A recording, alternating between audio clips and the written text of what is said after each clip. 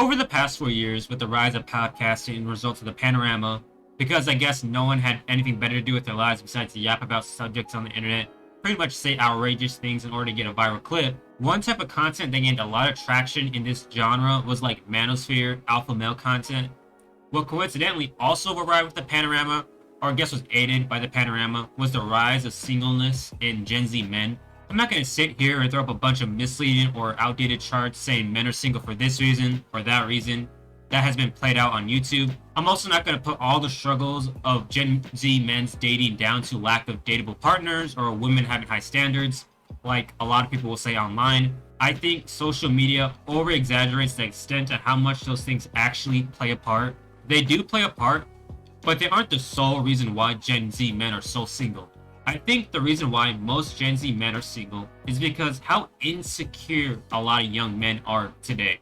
And a lot of it has to do with social media. The reason I say this is because whenever I'm scrolling through whatever social media app that I'm using to procrastinate, I'll come upon a video of like a guy giving a girl an interview on like Venice Beach, asking what her standards in a man are, and usually their answers tend to be over the top, saying things like, my partner needs to be 6'2", knows how to play the triangle, and is part of the Walton family, right? This type of content is all over the internet and usually follows that exact setup of a guy interviewing beautiful girls who are most likely under the influence to get outrageous answers to a clip farm. I bring this up because if all you did was just consume this type of content, you will have a very warped perception of women, and a lot of insecurities will arise from it. You will think that every woman is only entertaining men who are 6 feet tall, make 6 figures, and have a six-pack. And some of you who are watching this video right now might also think that. So, to preface something, I live in the Midwest in a decent-sized town, work in a retail store that gets a lot of traffic from college students. And I see all the time couples that wouldn't be possible if every woman had super high standards or the 666 I just mentioned. Like, I see some bummy dudes with decently attractive women, which theoretically shouldn't be possible by social media standards. But guess what? Most commonly, I see a lot of average men with, guess what? Average women. A lot of young men these days don't even participate in dating. I saw a statistic in which, like it said, 50% of young men aren't even seeking out dates. They're not even in the dating market. A lot of Gen Z men convince themselves that they aren't good enough for women because of supposed high standards, so they don't even try. Or if they do try, it usually means them downloading the dating apps, uploading low quality and low effort pictures of themselves, and they proceed to get 0 matches. And if they do get any matches, it's usually OnlyFans bots or men that swing the other way. I know this because I'm describing my dating app history and have heard a bunch of stories from men similar to mine. Another thing that poisons young men's mind on social media is just seeing people of their age or younger being significantly more successful than them, so they end up comparing themselves to them. And no matter how much you're told that you shouldn't compare yourself to anyone, it's hard not to. When you see some 18-year-old guy making millions of dollars a year on Instagram, living the dream, and you yourself is working at UPS sweating in a trailer, you will feel envious.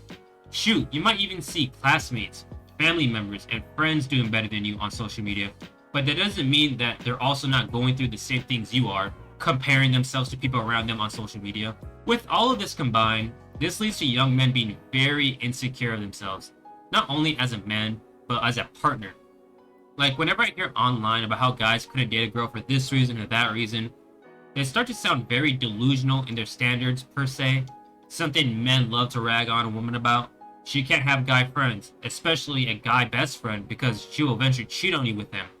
She can't have a body count over 3, and if she tells you it's 3, you're not going to believe her anyways, so that makes her a liar. And mom says you can't date a liar. She can't go out on the weekends, even if it's bingo with her grandma, because the gifts will persuade her with their maxed out 401ks. She can't smoke or drink because she won't make good decisions under the influence. She can't be on social media because if you post yourself online, that means you crave attention from men. Shoot, she can't even work a job that interacts with men because she would cheat on you with a coworker. Like, are we being serious? A woman existing is pretty much a red flag for some young men. And I understand having boundaries so you can protect yourself, but a lot of guys like to pretend that when they say stuff like that, it's under the guise of them actually being secure in themselves, saying that they know what they want and what they're willing to tolerate, which is fine, but that doesn't mean it isn't rooted in insecurities. Insecurities doesn't just hurt Gen Z men when it comes to getting into a relationship, but also when they're in a relationship. A perfect example would be like when a guy starts dating a girl, right? And she has a guy best friend. The guy has a problem with this, but instead of bringing it up and having a conversation about it, he says nothing or says it's not a problem. So months or years into the relationship, he finally addresses it and tells his girl that he has a problem with it. That he doesn't want her being friends with him anymore because it makes him uncomfortable. So he might try to gaslight her, apply double standards, anything to get her to stop being friends with this guy. I hate when guys do things like this because it's rooted in insecurities. The reason why he didn't bring it up when he first started talking to her was because he knew that if he brought it up and made it a problem, a relationship wouldn't have most likely have happened. The girl would have just started talking to a different guy who wouldn't make her having a guy best friend a problem. That's just one situation.